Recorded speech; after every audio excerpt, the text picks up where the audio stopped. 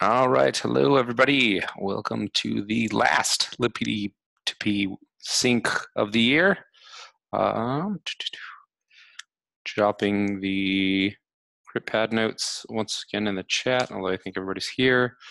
I think we'll have a short meeting today. Most people are out or busy working on test ground and things like that. So we can go ahead and kick it off. If you have any agenda items other than the libp2p, the weekly updates, feel free to add that now. And we can come back to it. So we'll get started. First up is me. So last week worked on the async refactor. We got a pre-release of that out for JS. Worked on integrating that into JS IPFS bit swap as part of the integration phase.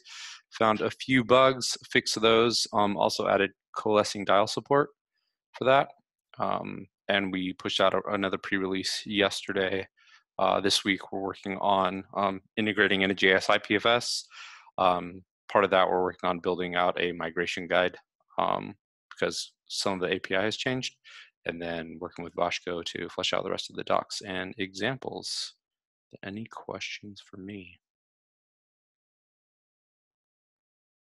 No. All right. Next up, Vashko. Hey everyone, so last week I worked mostly in docs and some minor fixes for the new JS-libp2p release. So basically I got the API and config docs merged, as well as the first iteration on a getting started document, which Jacob already provided a first review. Then I also did the async refactor for ping, which was pretty simple. Then those some release fixes. There it's not that relevant to talk about. Then I continued with the refactor of some examples. Some of them now depend on IPFS. So basically, after talking with Jacob, I will switch those in order to just not have IPFS as a dependency. So they will have some more work to be complete, but hopefully next week they will be. This week they will be finished. After that, after some discussions with a contributor, basically she wanted to create an example on Vue, I think, for JS-libp2p, and basically I made a proposal that we should make a kind of a catalog where the community could post their examples, and we could review them and accept them, and everyone else could check them without like going in so many repos. But basically, I will iterate on that proposal during maybe next week, not this week, because Jacob will be out, and I will maybe leverage that time to have other type of work that doesn't need his initial review.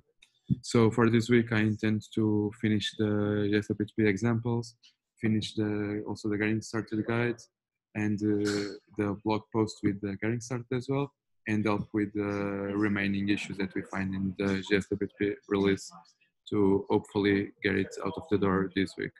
And that's it for me. Any questions?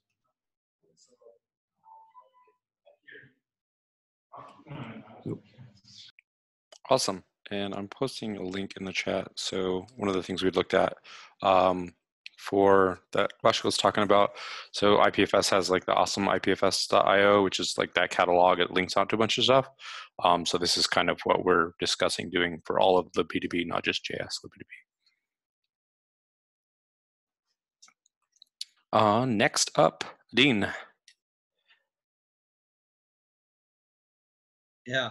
I'm blocked on a bunch of libp2p things. Someone needs to unblock me or tell me that they don't care. One of them is multi-hash it, provider records using multi-hashes instead of CIDs.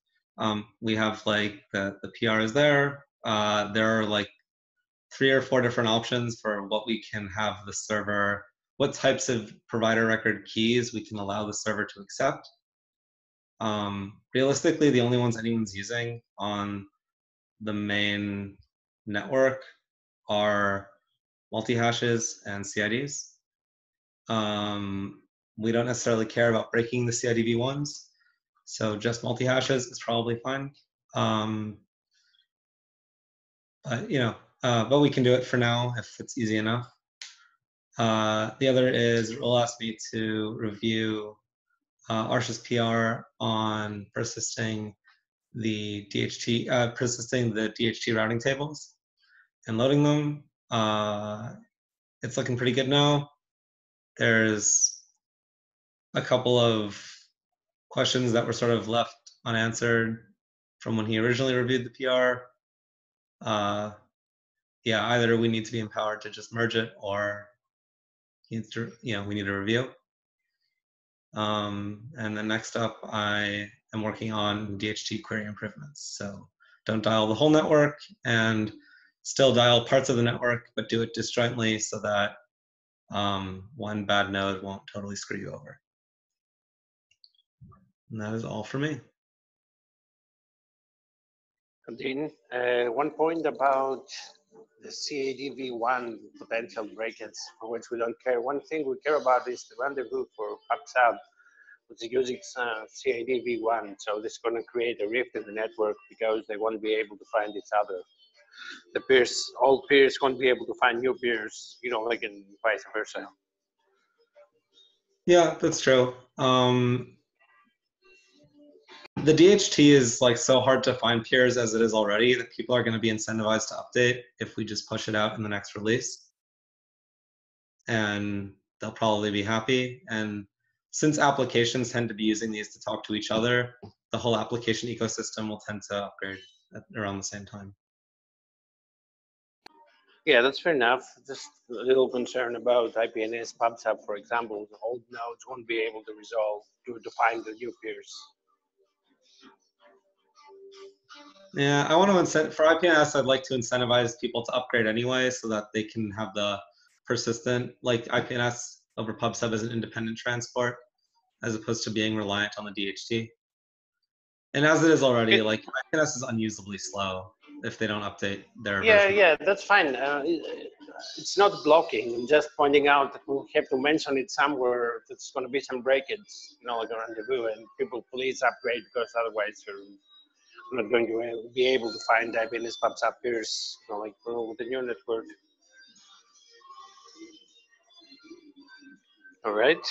So me is last. So Yes. basically, the last week I've been thinking a lot about the PubSub scoring functions. So basically, in one P scoring function, so that we can asking good years when we're ruling, we make some peers with score.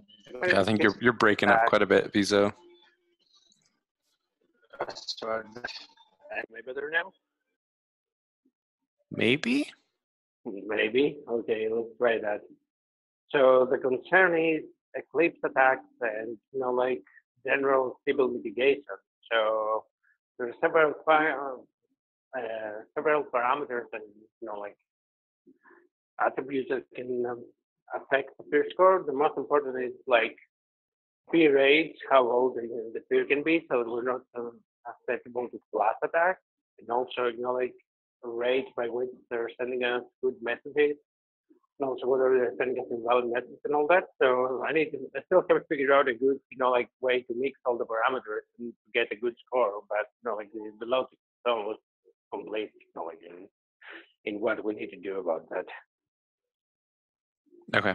For anybody that had trouble hearing, it sounds like Vizo is looking at ways to handle PubSub peer scoring to help prevent civil attacks and stuff like that. Yes? Okay. Are there any questions for Vizo? No? Okay. I'll take a look at the CID multi-hash PR. I think on the JS side of things, I think we're down for moving to multi-hashes. So I'll just comment in there, and then we can comment about like just a rollout plan to make sure that we notify everybody that this is a breaking change, but it will make everything better. So upgrade. Yeah, it's a breaking change only for people who are using like the newer things that are still not the default, right? So I guess CIDV1 not being the default has some small silver lining thus far. Yeah, and I think anybody who is doing early adoption of those things will not have any problem upgrading. Yeah, cool. All right, I think that is it, unless anybody has anything else they want to talk about. Visa, do you have? Yeah, go ahead. Yeah, one small thing. We also want to update the Discovery advertising module to advertise using the multicast directly instead of constructing a CIDV1. We can, but it doesn't matter. We can, but it doesn't matter because the DHT will. Oh, will it unpack the CIDV1 and just make it a multicast? Yeah, we're not changing any of the interfaces. That's where the last PR that Kevin did got bogged down. Is like we're just changing it internally, and we'll do the interfaces later. Okay, fair enough. So yeah, you were going to ask something? Go ahead. Do you foresee any problems if I try and do like something about raising events for when you drop when PubSub drops a peer or drops a message, like when it tries to send it and its queue overflows, just like alert? Well, let's expand on this a little bit because we were also considering doing the peer scoring function by using events instead of having an explicit interface. So we might add events anyway. You know, the concern is it might be a lot of events.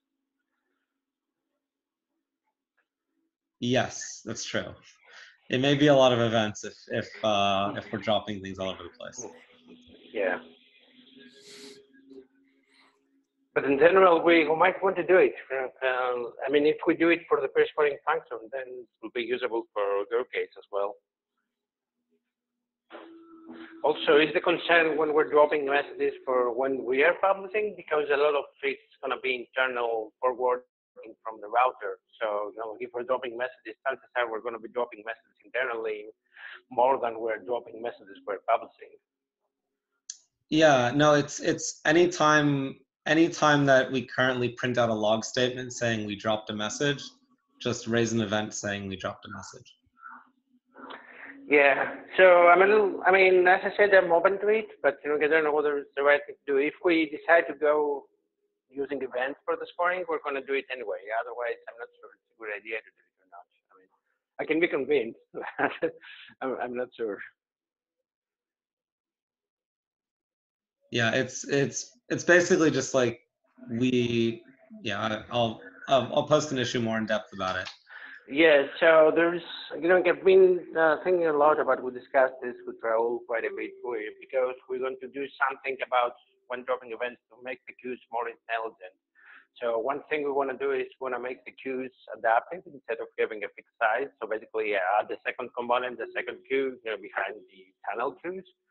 And basically the app can absorb bars and transient connectivity issues. And the second thing we want to do is we're going to notify the upper layers, you know, like not the communication layer from SAP, but the router itself, so that if a peer is persistently dropping messages, or if we are dropping messages all over the place, means two things: either our peer is slow or we are slow. So if our peer is slow, we should remove them from the mess probably.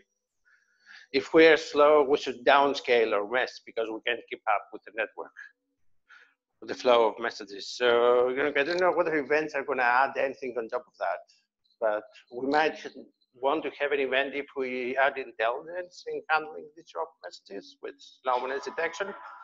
Then we might want to have an event for that, because these are going to be, you know, like fewer and more high level. So yeah, the idea with the events is like if you turned out that a message was dropped, the application can decide at a later point if it feels like rebroadcasting it or not.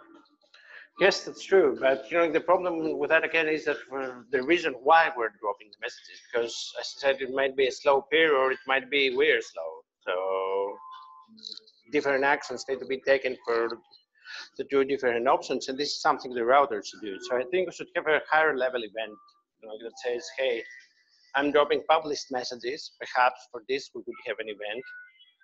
But on the other hand, if the published message leaves our node and goes to a couple of peers, maybe it will make it out of the network. We don't need to rebroadcast it again. Maybe we dropped it only for a couple of peers. So what should we do about that? Yeah, that's fair. I mean, basically the awkward thing is that because we rely on streams and the underlying, like because the pub sub is stream oriented and not message oriented, it means we can guarantee that as long as this, with the exception of dropping messages because of queue overflow, we can guarantee that a message is sent to all of our peers. And so just like knowing that that didn't happen, or the stream itself breaking and us canceling that stream would both work. Yeah, so basically, again, I think, like the events be high level and hey, we draw RPC. Okay, it happened. So, like the application cannot necessarily take any better action than the router could take. So I think we should have the intelligence in the queue and then emit an event if we are actually have some trouble publish messages not reaching any peer at all. We're going to have some smart there because otherwise the application is going to be inundated with events. Yeah, absolutely. This doesn't replace smarter queue handling. This is just in addition to smarter. Yeah. So all I'm saying is that we should probably have a higher level event than hey, we dropped an RPC because like maybe it doesn't matter that we dropped an RPC because the RPC actually made it to enough peers to propagate into the mesh, right? So, and also it's a very internal thing to do, a very internal detail, on how the pub sub is wired internally while it's operating. I don't know whether we should actually link this to the application. I don't think there is any, like much value added to the application by doing that.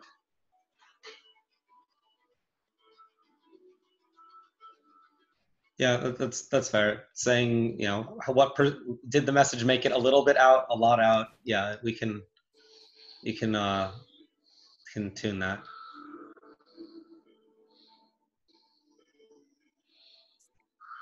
Cool. All right. Anything else? No? Ghost ESO. All right. That is the last meeting of the year. Everybody have happy holidays. Happy year, fellas. And we will see your faces in the new year. Bye. Bye.